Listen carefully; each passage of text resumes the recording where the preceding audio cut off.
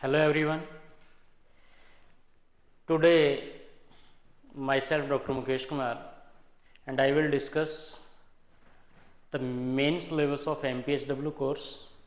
Students, as you know कि Haryana is conducting for HSSC CET main exam for post of MPHW. Dear students, आपको जैसे मालूम है कि CET पेपर वन कंडक्ट किया गया, उसके बाद जिन स्टूडेंट्स ने क्वालिफाई किया है उनको फेज़ 2 के लिए जो बुलाया जाएगा। और इसमें MPHW कोर्स में जो आपका पैटर्न है, सिलेबस है, जो HSSC ने मेंशन किया है, आपका जो हरियाणा स्टाफ सिलेक्शन कमीशन है उसने जो आपका सिलेबस मेंशन किया है, हमने प्रैक्टिस पार्टिकुलर सिलेबस के अकॉर्डिंग करनी है। और उस सिलेबस में आपका MPHW कोर्स का जो भी सिलेबस था वही है, उसमें कुछ अलग नहीं है। आपने MPHW कोर्स में जो कुछ पढ़ा था वही सिलेबस आपके फेज 2 एग्ज़ाम में है। तो उसकी मैं स्टार्टिंग कर रहा हूँ, आपका एक वेरी इंपॉर्टेंट टॉपिक, क्योंकि आपका सिलेबस आपको मालूम है और उस सिलेबस को कवर अप करने के लिए हमारी मेंटल हेल्थ प्रॉपर होनी चाहिए। मेरा मानना ये है कि सबसे पहले तो मेंटल हेल्थ एक ऐसा टॉपिक है कि जो हमें आना ही चाहिए। मेंटल हेल्थ, मानसिक स्वास्थ्य है। तो डियर स्टूडेंट्स, आप इसको समझने की कोशिश करें, किसी प्रकार की क्रैमिंग की कोशिश ना करें। मानसिक स्वास्थ्य,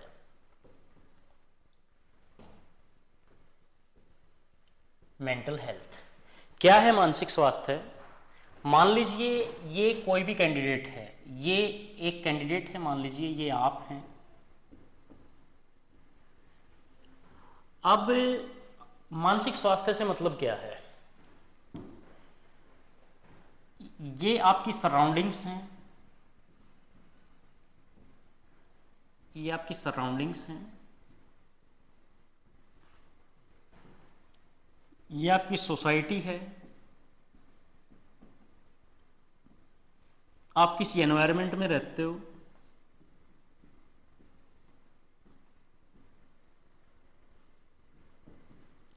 और आपकी जो लाइफ है, आप ये मानते हो कि एक संतुष्ट जिंदगी जी जाए, एक सेटिस्फैक्टरी लाइफ। हर इंसान एक संतुष्ट जीवन जीना चाहता है। सेटिस्फैक्टरी लाइफ जीने के लिए इस इंसान की अपनी कुछ नीड्स हैं, लाइफ से रिलेटेड इसकी अपनी कुछ डिमांड्स हैं जिसको ये पूरा करना चाहता है। ठीक है, नीड्स हैं, डिमांड्स हैं, जिनको ये क्या चाहता है? पूरा करना चाहता है। अगर इसकी नीड पूरी हो जाए, कोई भी कैंडिडेट है, अगर उस कैंडिडेट की नीड पूरी हो जाती है तो वो अपने आप को जो है खुशकिस्मत इंसान समझता है, अपने आप को भाग्यशाली समझता है, संतुष्ट जीवन जीने की कोशिश करता है। तो ये नीड और डिमांड पूरी करनी है, और ये डिमांड पूरी करते हुए आपको ये भी ध्यान रखना है कि ये सराउंडिंग, ये सोसाइटी, ये वातावरण, ये रिलेटिव्स, ये दोस्त, ये मित्र प्यारे, तो ये यहां पे हो सकता है आपको मोटिवेट करें, ये हो सकता है आपको ये जो डिमोरलाइज करें। आप अपनी नीड को पूरा करना चाहते हो, आप अपनी डिमांड को जो पूरा करना चाहते हो, तो ये सोसाइटी, सराउंडिंग, ये वातावरण आपकी हेल्प भी कर सकता है और ये एक बाधा के रूप में भी आ सकता है। अब ये नीड पूरी करने के लिए इन सब फैक्टर्स के साथ आपको तालमेल बनाना है, इन सब फैक्टर्स के साथ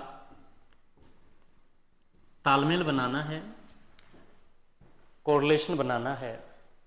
अगर आप कोरिलेशन बना पाते हैं तो that is good mental health, तो ये एक अच्छा मानसिक स्वास्थ्य है।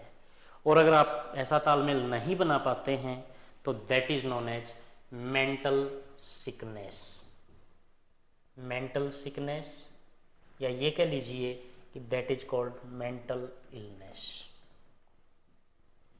स्टूडेंट्स, ये कोई बहुत बड़ी बात नहीं थी। यहाँ पे कोई भी कैंडिडेट है उसकी अपनी डेली लाइफ की कुछ नीड्स हैं, अपनी कुछ डिमांड हैं, अपनी ज़िंदगी जीने के लिए वो उन डिमांड्स को पूरा करना चाहता है। डिमांड्स को पूरा करते हुए इस समाज में, इस सोसाइटी में, इस वातावरण में, इस परिवार में उन डिमांड्स को पूरा करते हुए हो सकता है वो कुछ अनफेवरेबल कंडीशन का सामना करता है। वो उस अनफेवरेबल कंडीशन के साथ समन्वय बनाता है, परेशान नहीं होता है, समन्वय बनाता है और अपनी नीड्स को पूरा करने की कोशिश करता है और इतना सेल्फ मोटिवेटेड है कि वो उन नीड्स को पूरा कर भी लेता है। तो ये मान लीजिए कि उसका मानसिक स्वास्थ्य अच्छा है। अगर आप किसी प्रकार से विचलित हो जाते हैं उन नीड्स को पूरा करते हुए, तो वो एक मेंटल इलनेस है, मेंटल सिकनेस है। बहुत सारे मनोवैज्ञानिक, बहुत सारे साइकोलॉजिस्ट जिन्होंने सिर्फ ये माना कि मानसिक स्वास्थ्य मन की एक परिपक्वता है, ये एक मेंटल मैच्योरेशन है जो हमें सिर्फ तालमेल बनाना सिखाती है। किसके साथ? किसी सेकंड पर्सन के साथ, सोसाइटी के साथ, परिवार के साथ। या फिर मान लीजिए आपकी ये नीड्स और डिमांड्स हैं और ये सराउंडिंग, ये सोसाइटी कुछ बाधक बनी हुई है, तो कई बार ऐसा भी करना पड़ सकता है कि इन डिमांड्स में कुछ कटिंग करनी पड़ जाए। अपनी डिमांड्स को कुछ कम करना पड़ जाए। अगर आप कम कर लेते हो तो भी वो एक अच्छा मानसिक स्वास्थ्य है। आप नॉर्मली पढ़ते हो व्हाट्सएप पे, आप ऐसा देखते हो स्टेटस वगैरह दुनिया लगाती है, आपने भी कभी लगाया होगा कि इंसान उम्मीद से बंधा हुआ एक जिद्दी परिंदा है। इंसान उम्मीद से बंधा हुआ एक जिद्दी परिंदा है। ठीक, उम्मीद पर ही जिंदा है और उम्मीद से ही दुखी है। इंसान उम्मीद से ही दुखी और उम्मीद पर ही जिंदा है। तो ये क्या कहता है कि हो सकता है उस उम्मीद को थोड़ा सा कम करना पड़ जाए, तो कम कर लीजिए। और अगर आपको लगता है कि आप इनके साथ तालमेल बना सकते हैं तो कोई बात नहीं, अपनी उम्मीद को उजागर रखिए आप, कोई दिक्कत नहीं है। वो एक अच्छा मानसिक स्वास्थ्य है, वो एक गुड मेंटल हेल्थ है। तो ये टॉपिक मेरी तरफ से मोस्ट इंपॉर्टेंट टॉपिक है ये आपका। ये क्यों है? क्योंकि आप MPSW एग्जाम के लिए प्रिपेयर कर रहे हैं तो आपका मानसिक स्वास्थ्य भी सुदृढ़ होना चाहिए, अच्छा होना चाहिए, मजबूत होना चाहिए। क्यों? क्योंकि ये प्रिपरेशन करते टाइम पहला माइंड सेटअप, यार एक एग्जाम CET दिया, अब दूसरा फिर देना पड़ेगा। अब इसमें 70% वेटेज इसकी है, 10% वेटेज जो जनरल स्टडीज, मैथमेटिक्स, रीजनिंग की है, 20% weightage general studies, mathematics, reasoning की है, 10% वेटेज कंप्यूटर साइंस की है, 70% पार्टिकुलर सब्जेक्ट की है। अब ये सब्जेक्ट प्रिपरेशन 2 महीने का टाइम पीरियड है, हमने प्रिपेयर करना है। ये सब बातें सोच सोच के दिमाग खराब होता है। कैसे प्रिपेयर करें, कौन सी बुक लें, मार्केट में कोई बुक नहीं आई है, ये नहीं हुआ, वो नहीं हुआ, कोई बात नहीं। जितना मर्जी चिंतित हो जाइए, जितने ज्यादा चिंतित होंगे परीक्षा उत्तीर्ण नहीं कर पाते। चिंता सिर्फ जितनी नीड है उतनी करें। चिंता सामान्य ही होनी चाहिए। अगर सामान्य से कम चिंतित हैं, सामान्य से कम चिंतित हैं, पेपर क्वालिफाई करने के लिए थोड़ी बहुत चिंता तो होनी चाहिए। अगर उससे कम चिंतित हैं तो हम पेपर की प्रिपरेशन ही नहीं कर पाएंगे, हम किताब ही नहीं उठा सकते, पढ़ ही नहीं पाएंगे, क्योंकि हमें चिंता तो है ही नहीं। और अगर हम आवश्यकता से ज्यादा चिंतित हैं तो हमारे अंदर घबराहट बन जाएगी। पढ़े तो बहुत गए लेकिन घबराहट बन जाएगी। हम इतने घबराएंगे कि पता नहीं, पढ़ तो सब लिया लेकिन माइंड में कुछ रहा ही नहीं, कुछ याद ही नहीं हो रहा है, ये नहीं हो रहा है, वो नहीं हो रहा है। तो इन सब चीजों से हमने बचना है। तो चिंता केवल कितनी करनी है जितनी नीड है। सामान्य रूप से चिंतित हों ज़्यादा चिंतित ना हो। ठीक है, तो ये भी एक अच्छे मानसिक स्वास्थ्य की निशानी है। इसलिए मैंने सबसे पहले ये टॉपिक आपको बताना जो ज़रूरी समझा कि डियर स्टूडेंट्स, सिलेबस को देख के चिंतित ना हो, टाइम पीरियड को लेके चिंतित ना हो, एग्जाम पैटर्न क्या है टेंशन ना लें, पेपर प्रिपरेशन कैसे हो पाएगी टेंशन ना लें, पता नहीं पेपर क्वालिफाई होगा नहीं होगा टेंशन ना लें, पता नहीं मेंस के लिए रिकॉल आएगी नहीं आएगी, आप चिंतित ना हो। आपका काम सिर्फ और सिर्फ क्या है, आप ये मान के चलें कि you are brilliant aspirant of MPSW exam. इस एग्जाम के लिए आप एक होनहार प्रतिभागी हैं, और अगर आप एग्जाम क्वालिफाई नहीं कर पाएंगे तो कौन क्वालिफाई करेगा। हर कैंडिडेट इतना कॉन्फिडेंस लेके आए कि अगर मैं क्वालिफाई नहीं करूंगा तो कौन क्वालिफाई करेगा। 2 महीने का टाइम मुझे मिला है तो बाकी को भी तो 2 का ही मिला है ना। मेरे परिवार में ये कुछ बाधाएं हैं तो बाकी में भी होंगी। मेरे लिए मेरा परिवार, मेरा समाज जो इतना सपोर्टिव है तो बाकी का भी होगा। मुझे तो कुछ नहीं आता तो ये भी माने कि बाकी को भी नहीं आता, मुझे नहीं आता तो बाकी को भी नहीं आता। आप इतने डिमोरलाइज क्यों हैं? इन्फीरियरिटी कॉम्प्लेक्स आप में इतना क्यों है कि हम तो कुछ कर ही नहीं पाएंगे? इतनी इन्फीरियरिटी मेंटल इलनेस कहलाती है, मेंटल सिकनेस कहलाती है। स्टूडेंट्स, मानसिक स्वास्थ्य प्रॉपर होना चाहिए। सिर्फ एक ही एम बना के रखो अपनी लाइफ का, और ये तो 2 मंथ का टाइम पीरियड है आपका। 60 डेज की प्रिपरेशन ढंग से कर लो, ये पूरी लाइफ बन जाएगी। 60 डेज की प्रिपरेशन ही तो करनी है, ढंग से प्रिपरेशन करो, पूरी लाइफ बन जाएगी। इसके अलावा और अपॉर्चुनिटी क्या चाहते हो आप? आपकी वैकेंसी सिर पे आई हुई है, आपका एग्जाम सिर पे आया हुआ है, और आप खामखा की चिंता में हो। ये होगा, वो होगा, ये नहीं होगा, वो नहीं होगा, ऐसे होगा, वैसे होगा। छोड़ दो ये सारी बातें और एग्जाम ओरिएंटेड जो आपका पार्टिकुलर सिलेबस दिया हुआ है उस सिलेबस के अकॉर्डिंग प्रिपरेशन करें, तो शायद वो एक अच्छा मानसिक स्वास्थ्य कहलाएगा। इसी उम्मीद के साथ इस टॉपिक को मैं आगे कंटिन्यू बढ़ा रहा हूं। ये एक मेंटल हेल्थ है, मानसिक स्वास्थ्य है। नेक्स्ट प्लीज ध्यान दीजिए दोबारा से।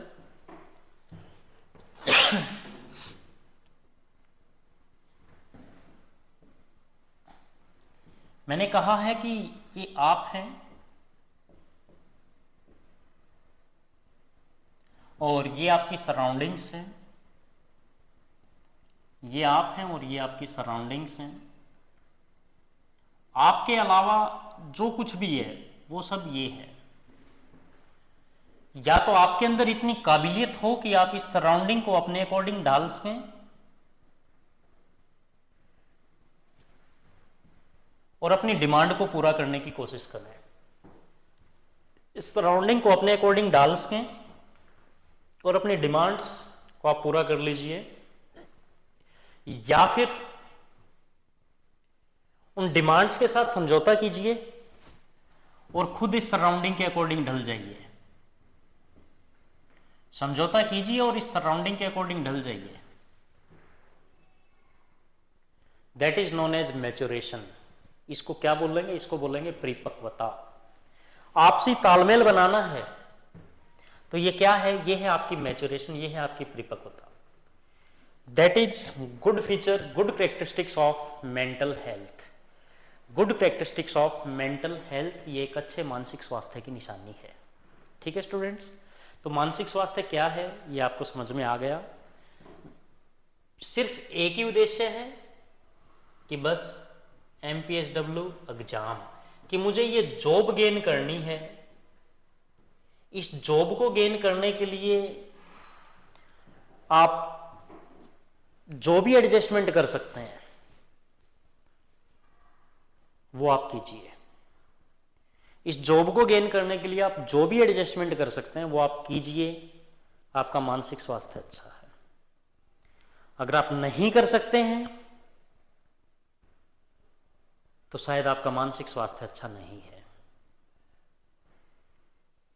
तो इस टॉपिक में नेक्स्ट आपके पास है characteristics of mentally healthy person. What are the characteristics of mentally healthy person?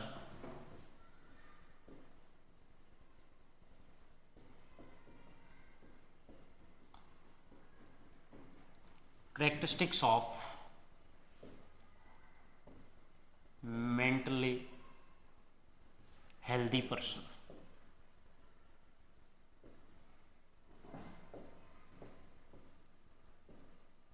कौन सा स्टूडेंट, कौन सा कैंडिडेट ऐसा होगा जिसका मानसिक स्वास्थ्य अच्छा होगा? कैसे पहचान करें उसकी? कौन से स्टूडेंट का मानसिक स्वास्थ्य अच्छा होगा, उसकी पहचान कैसे करें?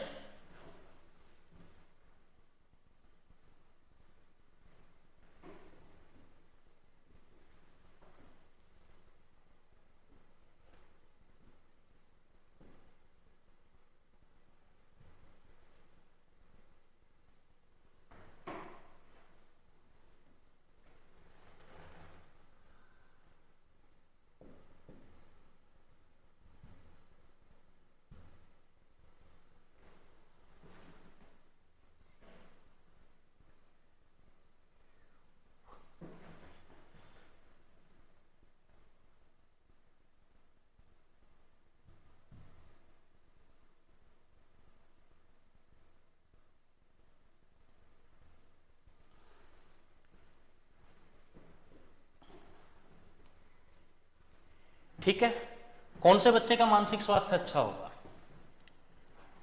जो अपनी डिमांड्स और अपनी नीड्स को पूरा कर सके, जो अपनी डिमांड्स और अपनी नीड्स को पूरा कर सके, जो मैक्सिमम टाइम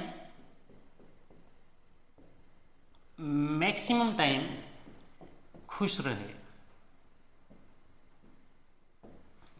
जिस पर सफलता और असफलता का प्रभाव एक समान पड़े, सफलता व असफलता का प्रभाव एक समान पड़े, वो बहुत ज्यादा डिमोरलाइज नहीं होता वो, और वो बहुत ज्यादा एक्साइटेड भी नहीं होता। जिस बच्चे का मानसिक स्वास्थ्य अच्छा होगा वो बहुत ज्यादा डिमोटिवेटेड भी नहीं होगा, बहुत ज्यादा एक्साइट भी नहीं होगा। कुछ मिल जाए तो ऐसा नहीं है कि उसका बखान करता हुआ फिरे, और कुछ खो जाए तो ऐसा भी नहीं है कि उसकी वजह से जिंदगी तबाह हो गई। ऐसा कुछ नहीं होना चाहिए। उसका मानसिक स्वास्थ्य अच्छा होगा मीन्स वो सफलता और असफलता को समान रूप से स्वीकार करे। जो किसी दूसरे कैंडिडेट के साथ या समाज के साथ अपना वैचारिक तालमेल बना सके, अपना वैचारिक तालमेल बना सके,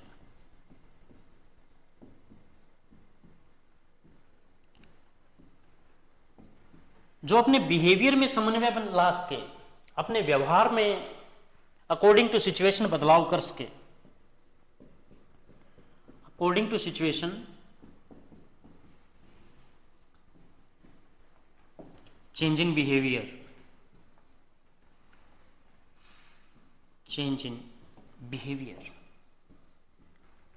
तो जो स्टूडेंट ये सब कर सकता है, जो कैंडिडेट ये सब कर सकता है, उसका मानसिक स्वास्थ्य अच्छा माना जाता है। जो एक रियल लाइफ को जीने की कोशिश करे, रियलिटी ऑफ लाइफ क्या है,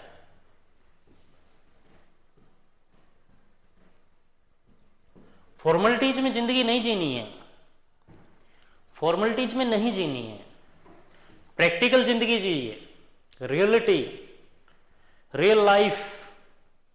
ये नहीं है कि हाँ मुझे मालूम है ऐसा नहीं करूंगा तो ये नुकसान है, लेकिन करूंगा तो ये बुरा मान जाएगा, ये नहीं करूंगा तो मेरी लाइफ का नुकसान है। कोई भी काम आपकी लाइफ में ऐसा हुआ होगा कि अगर मैं शादी में नहीं जाऊंगा तो ये बुरा मान जाएगा, और शादी में जाऊंगा तो मैं एग्जाम प्रिपेयर नहीं कर पाऊंगा। तो मेरा मानना यही है कि आप मत जाइए, आप अपने एग्जाम की प्रिपरेशन कीजिए। लाइफ एग्जाम ने बनानी है, जिनकी शादी होनी है उनकी तो होनी है। दो टाइप के सलाहकार मिलते हैं। एक सलाहकार कहता है कि बेटा एग्जाम की प्रिपरेशन करो, जिंदगी का सवाल है, एग्जाम सिर पे आया हुआ है। एक इंसान कहता है कि यार एग्जाम तो फिर भी आ जाएगा, शादी ज्वाइन करो, आपके बिना मैं मतलब शादी में मजा नहीं आएगा। मतलब वहां प्रायोरिटी क्या है उसको आप समझिए। रियलिटी ऑफ लाइफ जीनी है, प्रैक्टिकल लाइफ जीनी है, आपने दीवार शौपन वाली जिंदगी नहीं जीनी है। उसका भला, ये नहीं करूंगा, वो बुरा मानेगा, वो मानेगा, छोड़ दीजिए उन बातों को। प्रैक्टिकल लाइफ क्या है, वास्तविक जीवन क्या है, उस पर चलिए। तो ये characteristics of mentally healthy person होती है कि ये इंसान अपनी संतुष्ट जिंदगी जीने के लिए, अपनी सेटिस्फैक्टरी लाइफ जीने के लिए अपने डिमांड्स, अपनी नीड्स, अपनी जिम्मेवारियों का निर्वाह करता है, उनको पूर्ण करता है। और ये पूर्ण करने के लिए वो कहीं ना कहीं समन्वय बनाता है, समझौता बनाता है अपने समाज के साथ, अपने परिवार के साथ। वो चाहे कुछ भी है, उसकी एजुकेशनल नीड्स हो सकती हैं। जैसे कि मान लीजिए एक सिंपल सा एग्जांपल है कि एक बच्चा है, उस बच्चे ने ग्रेजुएशन कर ली है। ग्रेजुएशन के बाद वो बच्चा पोस्ट ग्रेजुएशन करना चाहता है, लेकिन वो परिवार, वो सोसाइटी ऐसी है कि वहां कोई पोस्ट ग्रेजुएशन करता ही नहीं। और मान लीजिए वो स्टूडेंट एक फीमेल स्टूडेंट है और उस गांव का रिवाज है कि बस ग्रेजुएशन हो गई है, बहुत हो गया है। किसी से सलाह भी लेते हैं कि बेटी ने ग्रेजुएशन कर ली, अब क्या करें? तो सलाहकार भी ऐसे हैं, वो कहते हैं कि बस अब इसकी शादी कर दो, जिसको आगे कुछ करवाना होगा करवा लेगा। लेकिन लड़की पढ़ना चाहती है, लड़की पढ़ना चाहती है। तो जब वो लड़की पढ़ना चाहती है तो वो उस समाज के अगेंस्ट भी खड़ी हो जाए एडमिशन लेने के लिए और पढ़ने के लिए, तो उसका मानसिक स्वास्थ्य बुरा नहीं माना जाएगा, उसका मानसिक स्वास्थ्य स्ट्रांग माना जाएगा। वो एक रियल लाइफ जीने की कोशिश कर रही है, एक प्रैक्टिकल लाइफ जीने की कोशिश कर रही है, अपनी नीड्स को पूरा कर रही है, पढ़ना चाहती है। कोई गुनाह थोड़े ना किए है, पढ़ना ही तो चाहती है, तो उसको पढ़ाना चाहिए। ठीक है, तो एक मेंटली हेल्दी पर्सन का ये केस रहता है। मेंटली हेल्दी पर्सन को छोटी छोटी बात पे गुस्सा नहीं आता, उसको हर छोटी बात पे गुस्सा नहीं आएगा। मान लीजिए किसी का एग्जाम थोड़ा सा कमजोर हुआ है,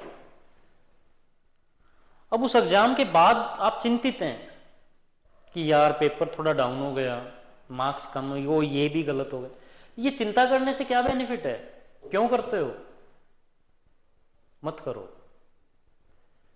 खाना नहीं खा रहे हैं, क्यों? खाइए ना। कम से कम आगे जो एग्जाम है या आगे की जो प्रिपरेशन है उसको तो ढंग से कर लीजिए। जो नुकसान हो गया वो तो हो गया।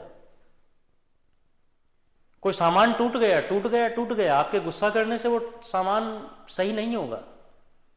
मोबाइल ही टूट गया किसी का, मोबाइल टूट गया तो टूट गया, गुस्सा करने से क्या होगा? वो मोबाइल नहीं जुड़ेगा दोबारा से। हाँ, गुस्सा करके आप और परेशानियों को बुला रहे हो, जो आप क्या गलत कर रहे हो, वो एक मेंटली हेल्दी पर्सन की निशानी नहीं है। गुस्सा नहीं आना चाहिए। ठीक है, तो ये characteristics of mentally healthy person, एक अच्छे मानसिक स्वास्थ्य वाले व्यक्ति की कैरेक्टरिस्टिक्स जो है वो आपके पास ये। इसके बाद नेक्स्ट है जी आपके पास फाउंडेशन ऑफ मेंटल हेल्थ। मानसिक स्वास्थ्य की फाउंडेशन क्या है, आधारशिला क्या है?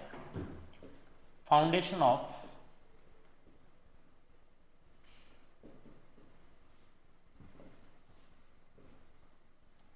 Mental health.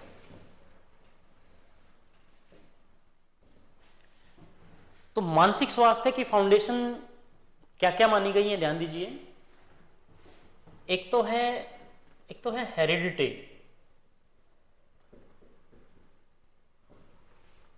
हेरिडिटी, हेरिडिटी का मीनिंग क्या है? इसका मीनिंग है कि पेरेंट्स टू चाइल्ड।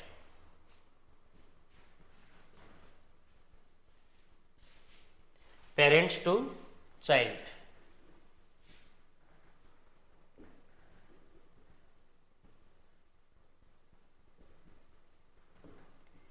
कि कुछ कैरेक्टरिस्टिक्स ऐसी होती हैं जो माता पिता से बच्चों में ट्रांसफर होती हैं, उनको क्या बोला गया? उनको हेरिडिटरी कैरेक्टर्स बोला जाता है।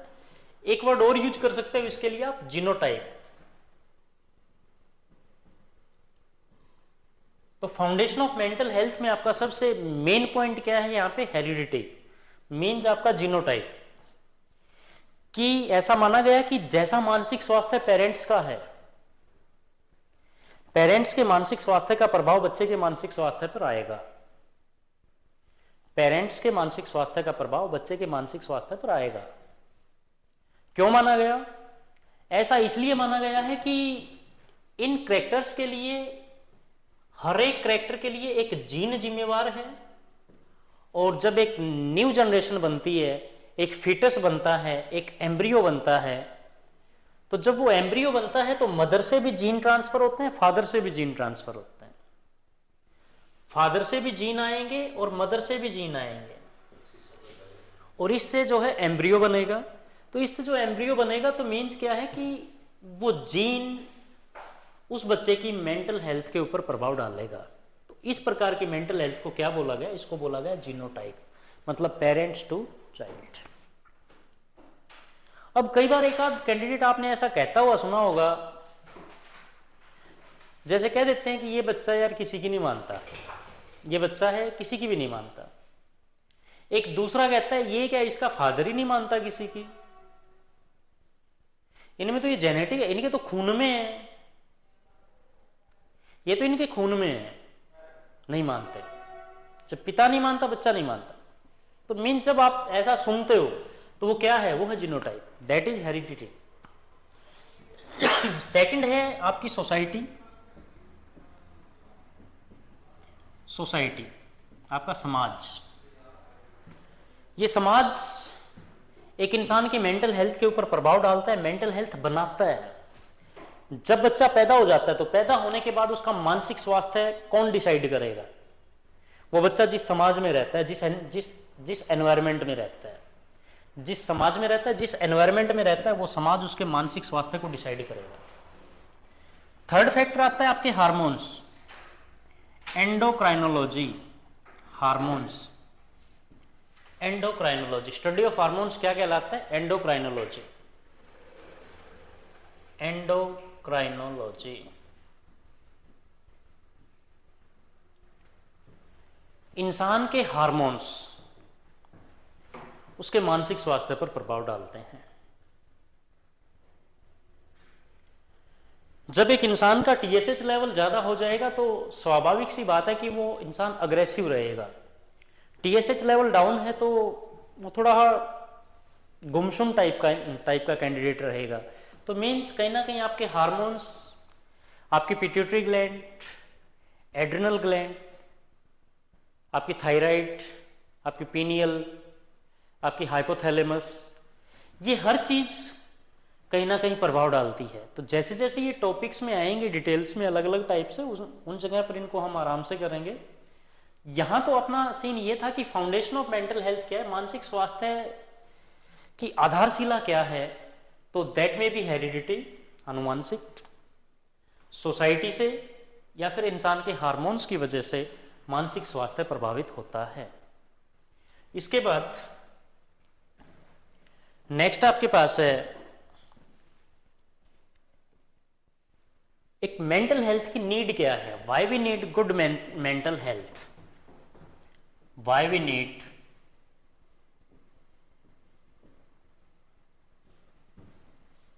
Good mental health.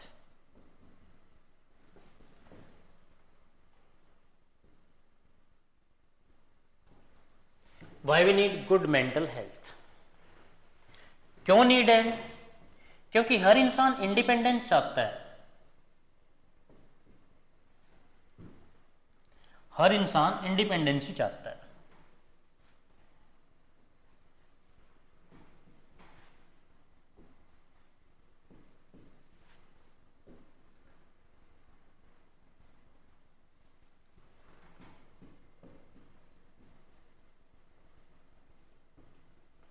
इंडिपेंडेंसी, स्वतंत्रता चाहता है। कभी भी एक बच्चे का अति संरक्षण नहीं करना चाहिए,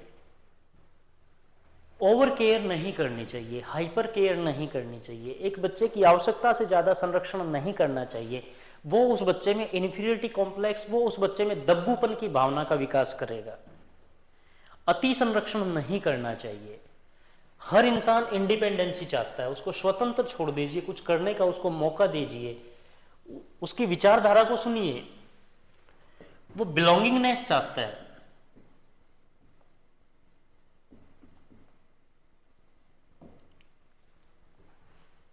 बिलोंगिंगनेस चाहता है, मतलब तालमेल चाहता है। हर इंसान तालमेल चाहता है, एक दूसरे के साथ अपने विचारों का आदान प्रदान करना चाहता है। हर इंसान अफेक्शन चाहता है, हर इंसान अफेक्शन चाहता है, एक दूसरे के प्रति लगाव की भावना चाहता है। बिलोंगिंगनेस चाहता है, अफेक्शन चाहता है, इंडिपेंडेंसी चाहता है। हर इंसान अपनी डिमांड्स को पूरा करना चाहता है।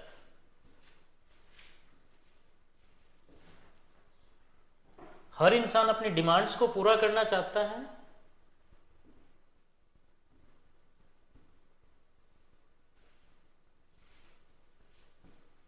हर इंसान एक सक्सेसफुल लाइफ जीना चाहता है, सक्सेसफुल एंड सेटिस्फैक्टरी लाइफ।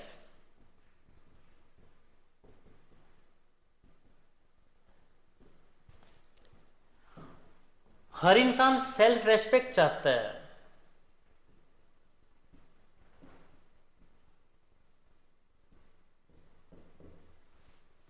वो सेल्फ एस्टीम चाहता है, वो अपनी इन्वॉल्वमेंट चाहता है, हर काम के अंदर उसकी इन्वॉल्वमेंट हो।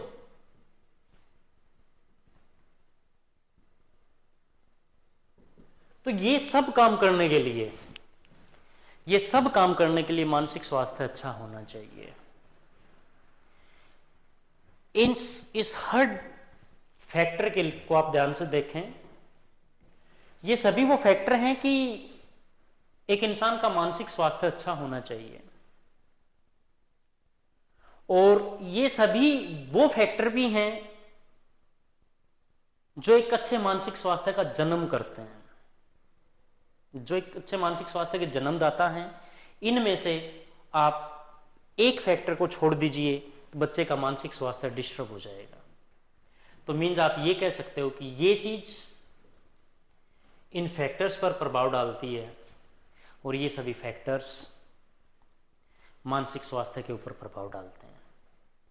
इंसान अपनी जिंदगी में ये सब चाहता है, ये सब चाहने के लिए उसका मानसिक स्वास्थ्य अच्छा होना चाहिए।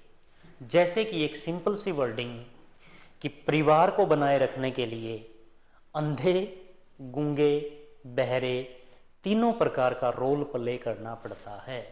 परिवार को जोड़कर रखने के लिए, परिवार को बनाए रखने के लिए तीनों प्रकार का रोल प्ले करना पड़ता है। ठीक है, ये आप जानते हो, ये आप मानते भी हो, आप सभी जो अनुभवी भी हो, तो वो एक अच्छा मानसिक स्वास्थ्य माना जाता है। तो ये सब फैक्टर्स जो इसके ऊपर प्रभाव डालेंगे, ये आप ध्यान रखें। अब बात ये आई कि एक एमपीएचडब्ल्यू के बच्चे को इन सब की नीड क्या है, good mental health why. MPHW का बच्चा है, उसको गुड मेंटल हेल्थ कहाँ काम आएगी, ध्यान दीजिए। मान लीजिए ये आप एमपीएचडब्ल्यू हैं, मल्टीपर्पज हेल्थ वर्कर हैं आप, ये एक पेशेंट है, ये इस पेशेंट का अटेंडेंट है,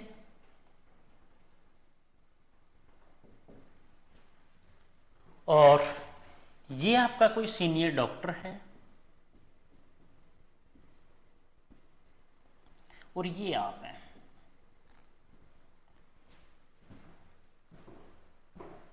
ये कोई सीनियर डॉक्टर है,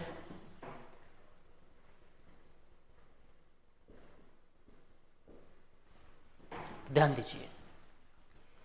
ये पेशेंट है तो बेचारा मेंटली डिस्टर्ब भी है, फिजिकली डिस्टर्ब भी है, ये हो सकता है मेंटली डिस्टर्ब भी है।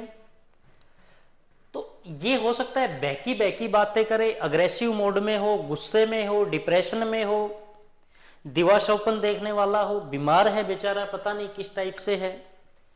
तो इसके साथ आप कोऑपरेटिव बिहेवियर करें, कोऑपरेशन की भावना, आपका बोलचाल का ढंग, इसके साथ आपका व्यवहार, आपका बर्ताव, आपकी पर्सनैलिटी, आपका ढंग जो है वो सब इस प्रकार से हो कि आप इसके साथ एडजस्ट कर सकें और इसको भी मोटिवेट कर सकें। डिमोरलाइज ना करें कि बस आप तो बहुत ज्यादा बीमार हो गए, इतना बीमार होने के बाद बचना तो मुश्किल है। क्यों? इस टाइप की बातचीत ना करें। इस पेशेंट के साथ साथ इसके जो अटेंडेंट हैं उनको भी सेटिस्फाई करना है। ऐसा नहीं है कि अटेंडेंट ने एक बार कोई बात पूछी, अटेंडेंट ने दूसरी बार कोई बात पूछी और आप तो उसके ऊपर भड़क गए। भड़कना नहीं है, उसको समझाना है, प्यार से समझाइए। थोड़ा सा ये सोच के देखिए कि जिसका कोई अपना बीमार है, जिसका कोई अपना बीमार है, तो इसका भी तो मानसिक स्वास्थ्य कुछ डिस्टर्ब हुआ होगा। तो आप इसको थोड़ा सा ढंग से समझाइए, प्यार से बात कीजिए। इस इंसान को इसी की भाषा में समझाने की कोशिश करें, अपनी लैंग्वेज में मत समझाइए। आपको तो लैंग्वेज बहुत अच्छी आती है। पेशेंट थोड़ा ड्राउजी हो गया है, पेशेंट तो ड्राउजी हो गया, लेकिन अटेंडेंट को तो पता ही नहीं ड्राउजी का मतलब क्या है। थोड़ा समझाइए। Pulse rate is not proper, मतलब क्या है इसका? अनपढ़ अटेंडेंट है, उसको आप कैसे समझा रहे हो? उसकी भाषा में समझाने की कोशिश करें। पेशेंट को भी समझाना है, अटेंडेंट को भी समझाना है और इस डॉक्टर को भी समझाना है। ये सीनियर मैंने इसलिए लिया है कि कई बार ये कुछ काम का बर्डन इतना आ जाता है, पेशेंट की कंडीशन के अकॉर्डिंग भी बर्डन आ जाता है, और कई बार किसी सिफारिश की वजह से बर्डन आ जाता है। वो बर्डन भी झेलना आना चाहिए। तो एक MPHW को मेंटल हेल्थ की नॉलेज इसलिए होनी चाहिए। खुद का मानसिक स्वास्थ्य भी प्रॉपर रखें, पेशेंट का मानसिक स्वास्थ्य भी अच्छा बनाएं, अटेंडेंट का मानसिक स्वास्थ्य भी सुदृढ़ करने की कोशिश करें। उसके बाद नेक्स्ट केस है आपके पास warning sign of poor mental health. Warning sign of poor mental health.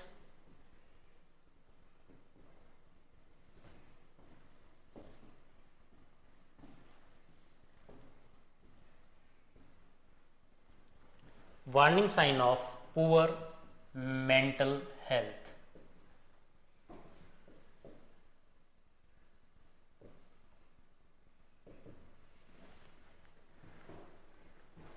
ध्यान दीजिए, आपको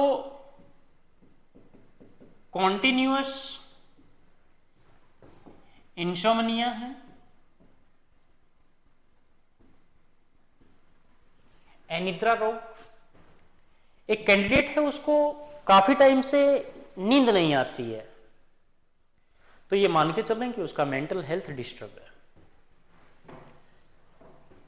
आपको अनवांटेड फियर है,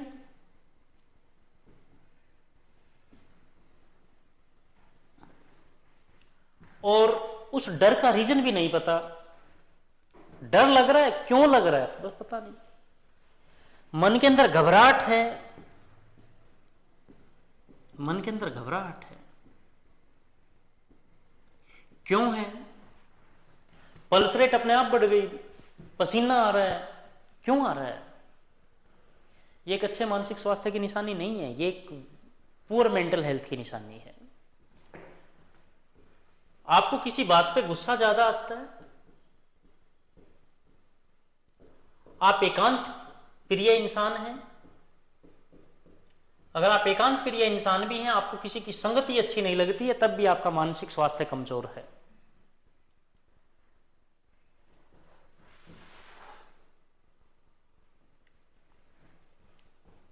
आपके अंदर किसी प्रकार की इन्फीरियरिटी कॉम्प्लेक्स है,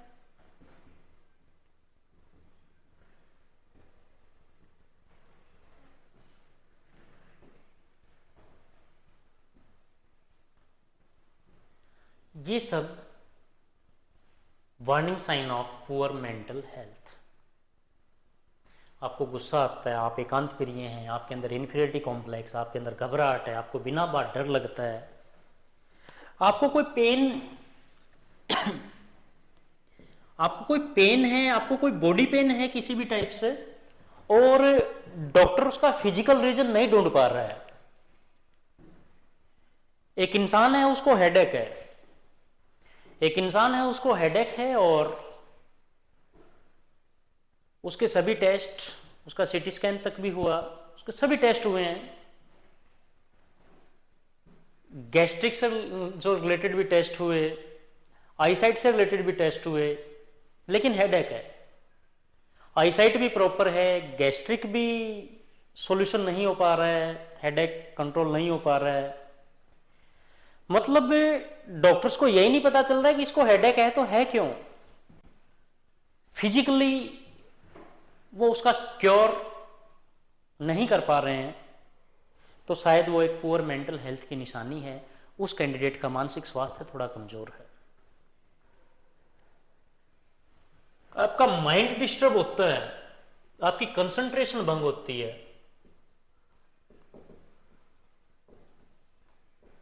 आपकी कंसंट्रेशन भंग है, तो भी आप मान के चलें कि आपका मानसिक स्वास्थ्य कमजोर है। ये पुअर मेंटल हेल्थ की कैरेक्टरिस्टिक्स हैं। अब आता है कि types of mental illness. Types of mental illness.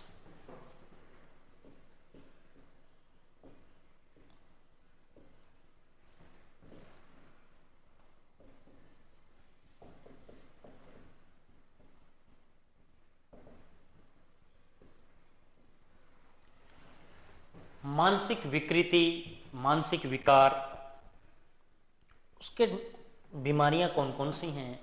इन बीमारियों को बेसिकली डिसऑर्डर बोला जाता है। मेंटल इलनेस को बेसिकली डिसऑर्डर बोला जाता है। ये डिसऑर्डर्स कब बनते हैं? ये डिसऑर्डर्स बेसिकली मान लीजिए ये आप हैं,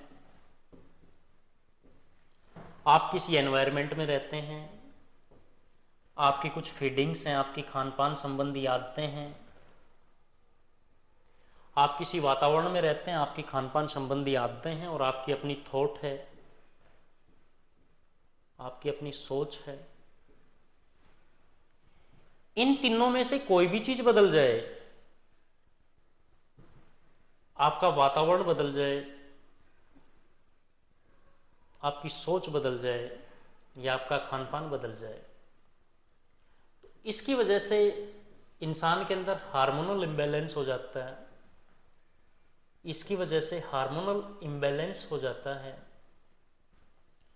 और ये हार्मोनल इम्बैलेंस होने की वजह से जो भी मेंटल इलनेस बनेगी उसको डिसऑर्डर बोला जाता है। That is known as disorder. That is known as disorder.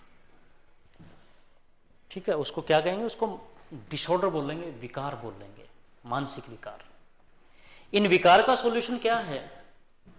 इन विकार का मेजर सॉल्यूशन ये है कि आप एनवायरनमेंट चेंज करें। सबसे बड़ा सॉल्यूशन इसका यही है कि आप वातावरण बदलें। किसी भी इंसान की मेंटल हेल्थ किसी टाइप से वीक है, मानसिक विकार किसी को है, तो उसका सॉल्यूशन यही है कि आप माहौल बदलने की कोशिश करें। घर परिवार का माहौल बदलने की कोशिश करें। उस इंसान के खान पान में थोड़ा बदलाव लाने की कोशिश करें। कोशिश करें उस इंसान को समझाने की। उसे काउंसलिंग की नीड है, काउंसलिंग की नीड है, उसे समझाने की कोशिश करें। मधुर परामर्श, सॉफ्ट काउंसलिंग, प्यार से समझाइए उसको। पहले उसको विश्वास में लीजिए, फिर समझाइए, विश्वास में लीजिए, फिर समझाइए। तो ये सब करने की जरूरत है। मेडिसिन मेंटल इलनेस को दूर करने में बहुत कम रोल प्ले करती है। मेजर रोल प्ले किसने करना है? एनवायरनमेंट ने रोल प्ले करना है। आप कोशिश करें तो वातावरण बदलने की कोशिश करें। तो मेंटल इलनेस बेसिकली 2 टाइप से होती है। एक तो है major disorder. Major disorder,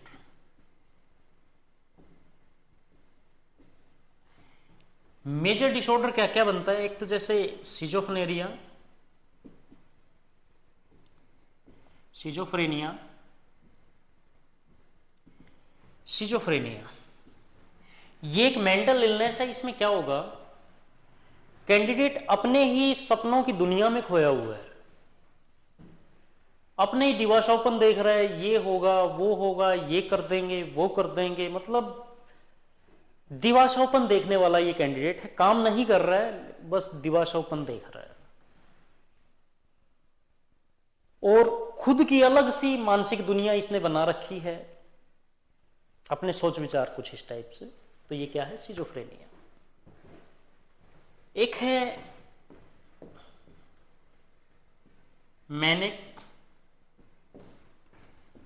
depressive disorder. Manic depressive disorder, इसमें क्या होता है कि एक इंसान है, नॉर्मल मूड में बैठा है, खुश लग रहा है, पता नहीं अचानक से क्या हुआ कि डिप्रेशन में आ गया, अचानक से डिप्रेशन में आ गया। और फिर ऐसा भी हो सकता है कि एकदम से खुश मिजाज भी हो जाए। Hyper depression to excitement, hyper depression to excitement, एकदम से डिप्रेस हो जाता है, एक्साइट भी हो जाता है, खुश और दुखी। मतलब ये ऐसा कैंडिडेट है जिसके बारे में आप कहते हैं यार इसका नहीं पता, ये इसके मूड का ही नहीं पता, किस टाइम मूड खराब हो जाता है, किस टाइम इसका मूड अच्छा होता है, पता ही नहीं।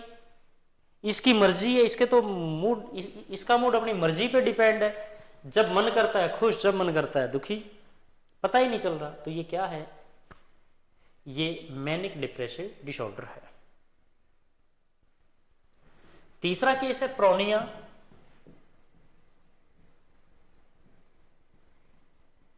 प्रोनिया, इसमें इंसान को अनवांटेड फियर है,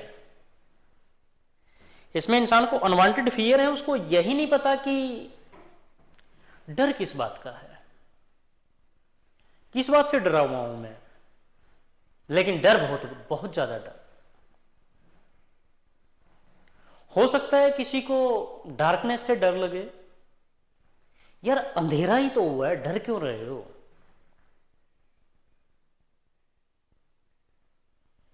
जब इस बिल्डिंग में पूरा परिवार रहता है तो कुछ नहीं हुआ, और अगर आज आपको अकेले रहना पड़ रहा है तो डर क्यों मान रहे हो आप। किसी बड़ी बिल्डिंग में अगर आपको अकेले रहना पड़ जाता तो किस लिए भय मानते हो? नहीं, डर लग रहा है। क्यों लग रहा है जी? अचानक से लाइट चली गई, डर लग रहा है, क्यों लग रहा है?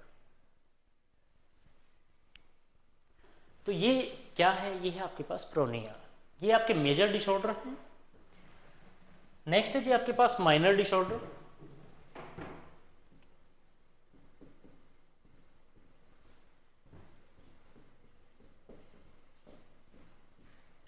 माइनर डिसऑर्डर, माइनर डिसऑर्डर में जैसे कि साइकोन्यूरोसिस, एक है साइकोन्यूरोसिस।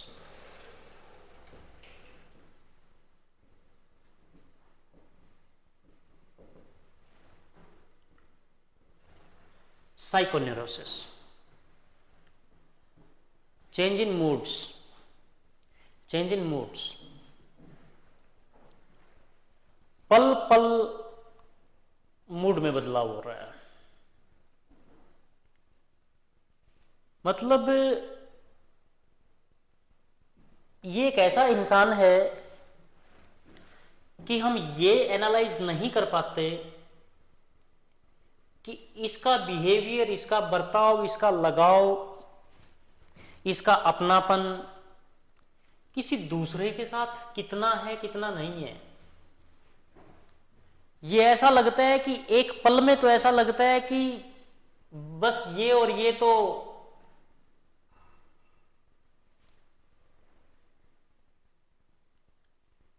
आत्मा एक है, शरीर अलग अलग है। ये तो बस ऐसे हैं कि बस शरीर अलग अलग है, दोनों के मन की बात तो एक ही है। और फिर कई बार ऐसा भी लगता है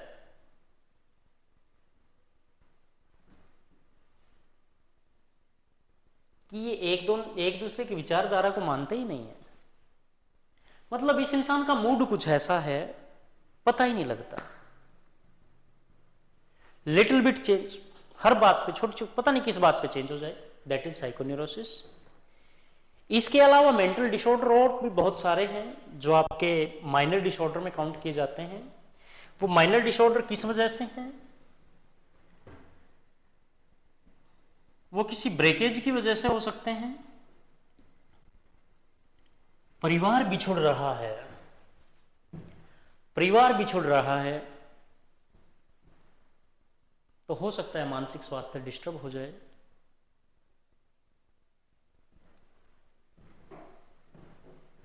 आप के अंदर किसी कारणवश इन्फीरियरिटी कॉम्प्लेक्स बहुत ज्यादा है, इन्फीरियरिटी बहुत ज्यादा है, आप किसी से अनावश्यक प्यार की उम्मीद करते हो,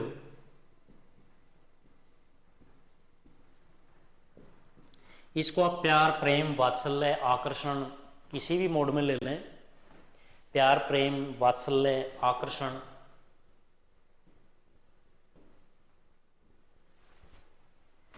एक परिवार में एक बच्चा चाहता है कि पिताश्री बच्चे से बहुत ज्यादा प्यार करें, बच्चे को कभी डांटे ना, बच्चे से प्यार से बातचीत करें, उसके लिए टॉयज लेके आए, उसके लिए खाने का सामान लेके आए, लेकिन पिताश्री तो नहीं लाते, पिताश्री तो नहीं लाते। तो बच्चा तो चाहता है ना कि उसका पिता उसको गोद में खिलाए, उसको घुमाए फिराए, खाने पीने का सामान दिलाए, उसकी ड्रेस लेके आए, ये सब चाहता है। लेकिन एक आध पिताश्री ऐसा है कि उसकी आदत ही नहीं है अपने बच्चों के लिए ये सब करने की। बस पिताजी ने तो, उस पिताश्री ने तो एक जो रवैया बना रखा है कि जी हिटलर प्रवृत्ति वाले पिताश्री हैं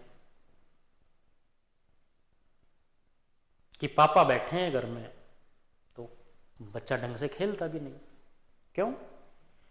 तो मीन्स, लेकिन उस बच्चे की एक उम्मीद है कि वो लगाव करें, वो प्रेम करें, वो वात्सल्य करें। तो ये तो मैंने एक बच्चे के केस में लिया है। आप क्लासमेट हैं, आप नॉर्मल किसी समाज में रहते हैं, तो ये हर किसी की डिमांड है। तो जायज जगह पर प्रेम की डिमांड की जाए तो अच्छी बात है, और बिना बात खामखा अनावश्यक। इसलिए मैं कहता हूं कि प्रैक्टिकल लाइफ जीने की कोशिश करें, फॉर्मल लाइफ की कोशिश ना करें। अनहैप्पी फैमिली,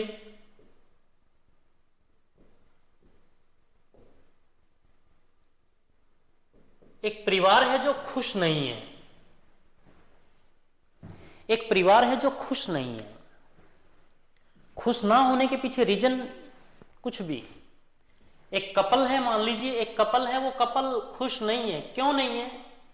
रीजन उसके पीछे कुछ भी हो सकता है। इकोनॉमिकल नीड, ड्रेसिंग सेंस से related need, physical needs, behaviour need, mutual understanding से रिलेटेड दिक्कत है, समथिंग एल्स, कुछ भी। तो ये सब माइनर डिसऑर्डर में काउंट किए जाते हैं। इन सभी को एक प्रॉपर गाइडेंस, प्रॉपर काउंसलिंग, एक सॉफ्ट काउंसलिंग, एक मधुर परामर्श के द्वारा इन सभी को दूर किया जा सकता है। इसके बाद नेक्स्ट आपके पास है comprehensive mental health programme. Comprehensive mental health programme, ये जो टॉपिक है, ये टॉपिक आपको अपनी खुद की सोच समझ विकसित करने के लिए करवाया जा रहा है। एमपीएचडब्ल्यू सिलेबस में तो ये टॉपिक है ही है। अपनी थॉट को डेवलप करें, प्रैक्टिकल लाइफ जीने की कोशिश करें, अपनी थॉट को डेवलप करें, प्रैक्टिकल लाइफ जीने की कोशिश करें। इसलिए सबसे पहले इस टॉपिक को कराया गया है कि ताकि आप बाकी टॉपिक को भी ढंग से पढ़ पाएं। अपना मानसिक स्वास्थ्य सुदृढ़ बनाइए, किस चीज की जरूरत है, कितनी जरूरत है, कैसे नीड को पूरा करना है, उन सब चीजों को देखिए। Comprehensive mental health programme,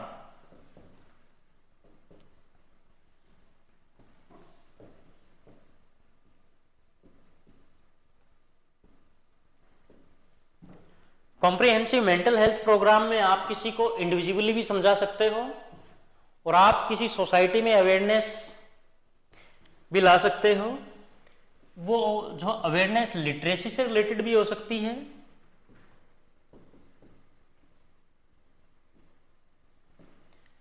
literacy से रिलेटेड अवेयरनेस हो सकती है।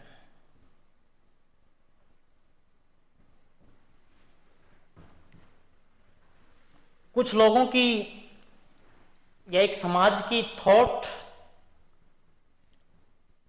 किसी एक पार्टिकुलर चीज के प्रति बदलनी है, तो भी आप कॉम्प्रिहेंसिव मेंटल हेल्थ प्रोग्राम का यूज करेंगे।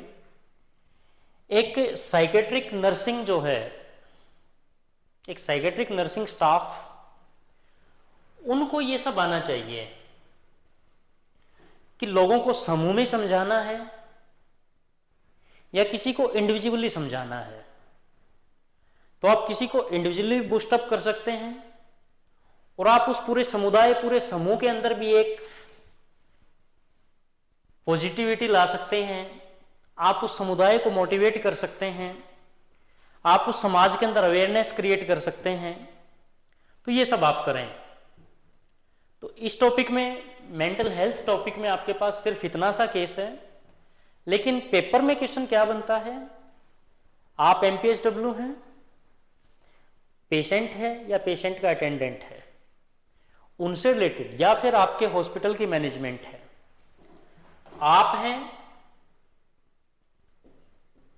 पेशेंट है, पेशेंट का अटेंडेंट है और ये आपकी हॉस्पिटल की मैनेजमेंट है। इन चारों के बीच में मेंटल हेल्थ का एक कोरिलेशन बनाना है। इनको भी समझाना है, इनको भी समझाना है और इनको भी समझाना है। हर किसी को आप सेटिस्फाई कर सकें, हर किसी को आप समझा सकें। इस प्रकार का मानसिक स्वास्थ्य आपका खुद का भी होना चाहिए और ऐसा ही मानसिक स्वास्थ्य औरों का भी बनाने की कोशिश करें। ये टॉपिक, इसमें सिर्फ इतना ही।